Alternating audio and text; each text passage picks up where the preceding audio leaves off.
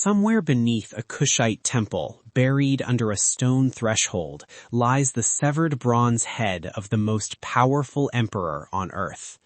Every worshipper who entered that temple for 2,000 years walked over Rome's face. That was intentional. The woman who put it there was not a myth. She was not a goddess. She was a queen. One-eyed, battle-scarred, and 70 years old when she finally forced the Roman Empire to sign a peace treaty on her terms. Her name was Amanirenas, and if you have never heard it, that is not an accident. Rome had just finished conquering Egypt. Augustus Caesar believed Africa was next. He was wrong, and the correction was so devastating, so complete, that Rome never attempted to invade the kingdom of Kush again. This is the story they buried, and tonight we dig it up. If stories like this one have been kept from you, make sure you stay for all of it. Subscribe to Nasahtales, because we are just getting started. To understand what Amanirenas did, you first have to understand the world she inherited. It is 25 BC. The Roman Empire is at its most dangerous. Augustus Caesar, having crushed Mark Antony and Cleopatra, has absorbed Egypt as a Roman province. Egypt, the breadbasket of the ancient world, the source of grain that fed Rome's millions, now flies the Roman eagle. And south of Egypt, beyond the first cataract of the Nile, lies a kingdom that Rome is about to make a catastrophic mistake about, the kingdom of Kush. You will not find it on most history maps. It has been scraped from the wall of Western education with the same thoroughness with which Rome tried to defeat it. But in 25 BC, Kush was one of the wealthiest, most sophisticated civilizations on Earth. Its capital, Meroe, sat on a bend in the Nile, in what is now northern Sudan. The city blazed with pyramids, not squat ruins of a diminished people, but tall, proud, dark sandstone monuments still under active construction. Dozens of them, a skyline of devotion. The Kushites smelted iron. They traded gold, ivory, and incense across the Red Sea to Arabia and India. Their craftspeople produced ceramics and textiles that reached Rome, Greece, and Persia. They were not a footnote. They were a civilization, and they had a tradition that Rome found incomprehensible. Queens. Not queens as consort, not queens as ceremonial figures, queens as warriors, queens as commanders, queens who led armies into the field, who decided the fates of battles, who were addressed in their own language, in Meroitic as Kandake. The word means queen mother, but in Kush it carried the full weight of sovereign military power. Amanirenas was one of the greatest Kandakes who ever lived. She was already co-regent alongside her husband, King Pteritikos, when Rome finished absorbing Egypt and planted a garrison at Aswan, at the very first cataract of the Nile, just north of the Kushite border. The Romans called that garrison town Syene. To Kush, it was a Roman spear pointed directly at their northern frontier. But there is something else you need to understand about this moment. Rome had just finished defeating Cleopatra, the most powerful queen in the Mediterranean world, a woman of extraordinary intelligence controlling the world's grain supply, had been undone. Augustus had rewritten her story. He had presented her as a seductress, a distraction, a footnote to men's wars. He expected the same playbook to work on Africa. He had never met Amanirenas. And this is where the story changes. In 25 BC, Rome made a decision that would define what happened next. Augustus needed soldiers, not for Africa, for Arabia. He dispatched his prefect of Egypt, a man named Gaius Aelius Gallus, to lead a campaign against the kingdom of Saba in what is now Yemen. With him went a significant portion of the Roman garrisons stationed in Egypt. The border was thin, and Rome believed it did not matter. Who would challenge Rome here, at the edge of the empire? What force on the African continent could possibly take advantage of a reduced Roman presence? Amanirenas watched. She gathered information the way a strategist gathers arrows, quietly, patiently, one by one. She knew the garrison numbers. She knew the terrain. She knew the symbolic weight of the Roman statues planted at Aswan to project imperial dominance over the southern Nile, and she knew something Rome had forgotten about power. A symbol is only as strong as the army behind it. The Kandake moved. In 24 BC, Amanirenas led a Kushite army north across the border. This was not a raid. This was not a skirmish. This was a military operation of strategic purpose and calculated force. Tens of thousands of soldiers, cavalry, war elephants. The Roman garrisons at Aswan, Philae, and Elephantine were overwhelmed.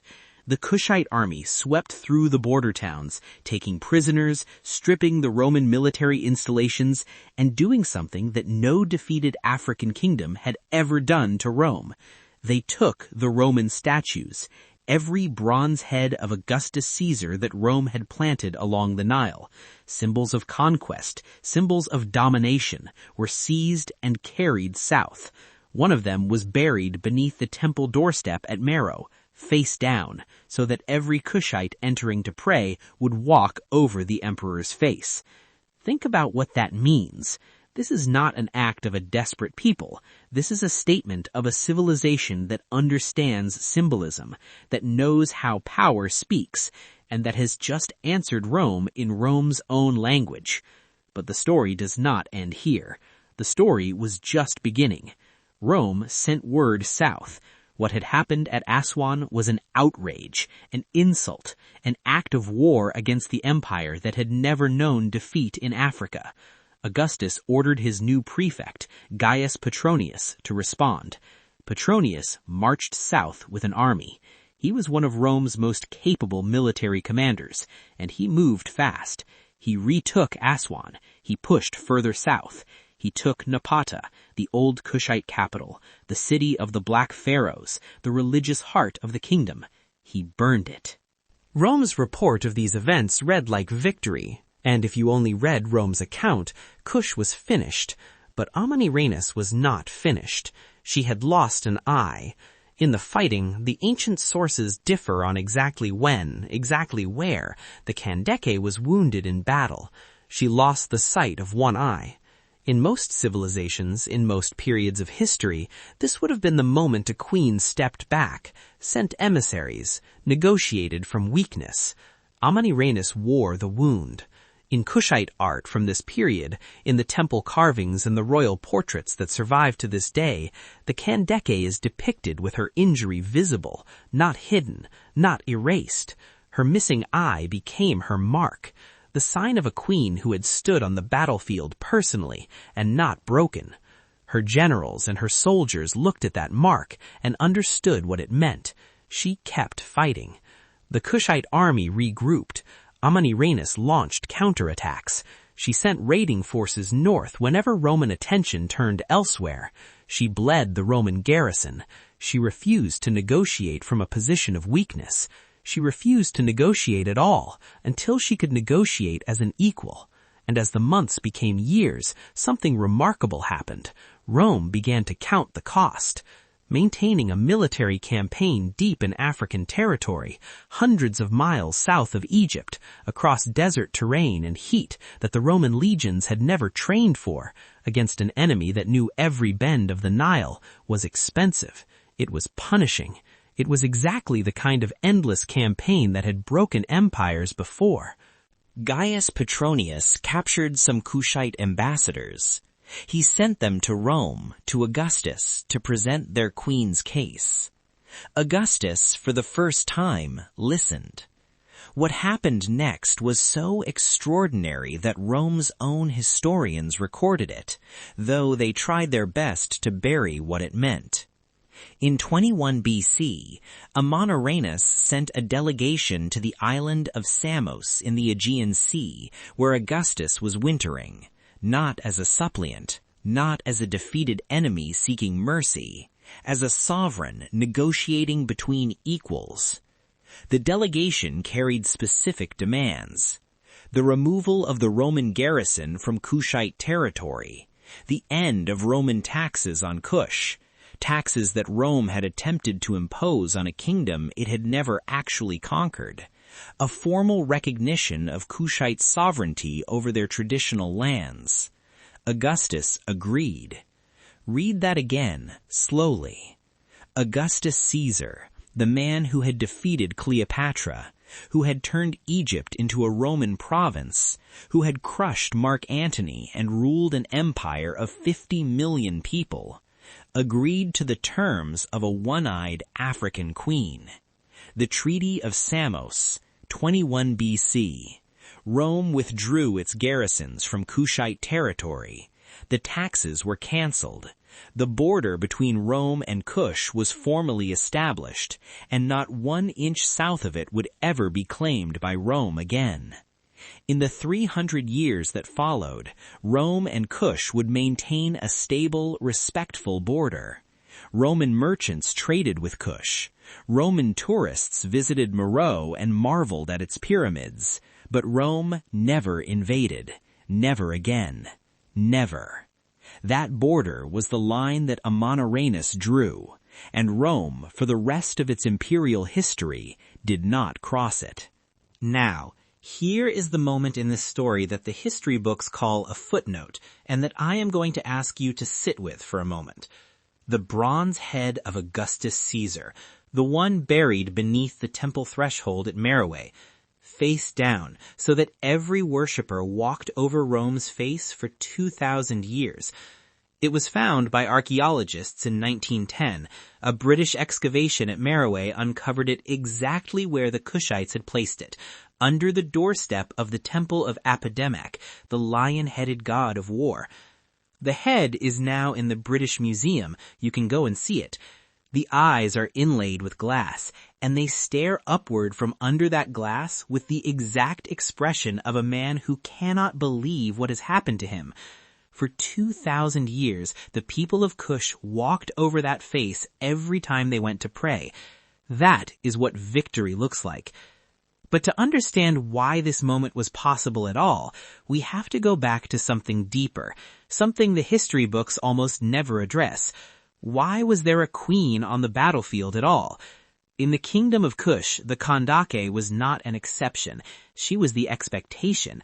Kushite royal women held real political and military power, not as regents holding a seat warm for their sons, but as active sovereign commanders.